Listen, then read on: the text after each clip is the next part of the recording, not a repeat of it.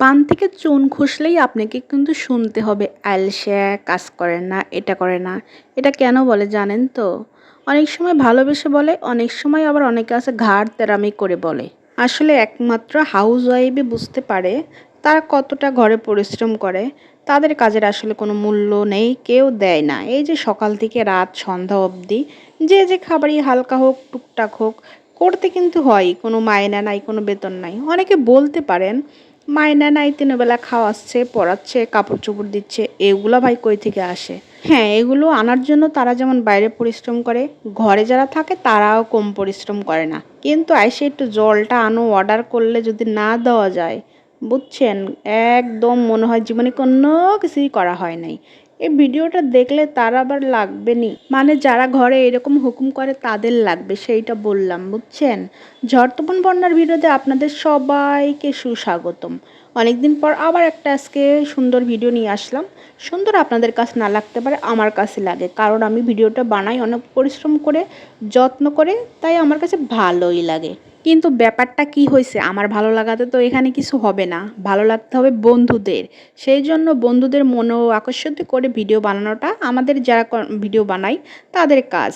একটু চেষ্টা করলাম আজকে সকালে একটু সুন্দর নাস্তা মাস্তা করার জন্য, ডিম, ছোলা, তারপর হচ্ছে শসা, এগুলো দিয়ে আজকে সকালের নাস্তাটা করছিলাম। মাঝে মাঝে একটু চেঞ্জ করতে হয়, একই ধরনের খাবার খাইতে তো সবসময় ভালো লাগে না। দুইটাতেই টেস্ট করলাম একই, কিন্তু তারপরে টেস্ট করলাম কেমন হয়েছে। তারপর চলে গেলাম দুপুরের রান্না, একটু মাছ রান্না করব, একটু অন্য টাইপের। আজকে পেঁয়াজ টেয়াজ দিয়ে সবজি দিয়ে রান্না করব। আসলে আমি তো পেঁয়াজ দিয়ে রান্না করলে পেঁয়াজ দিয়েই রান্না করি, সবজি দিয়ে রান্না করলে সবজি দিয়েই রান্না করি।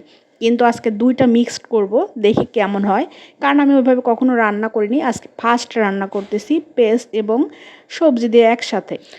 যাই হোক, মাছগুলো ভাজি করতে দিয়ে আমি কিন্তু মশলা করতে চলে গেছিলাম, কারণ এক কাজ দুই সাথে না হলে হবে না। কারণ ঢাকার শহরে গ্যাস মামু যে খেল দেখায়, মাঝে মাঝে মনে হয় যে ট্রাইনে ধরে নিয়ে আসি, কিন্তু সেটা তো আর সম্ভব না। কারণ সেটা সম্ভব না, এই জন্যই বললাম গ্যাস তাদের যারা আসলে সাপ্লাই করে তাদের ব্যাপার, আর আমরা যারা রান্না করি তারা কি ওইটা পারবো? কথার কথায় তো অনেক কিছুই বলা যায়।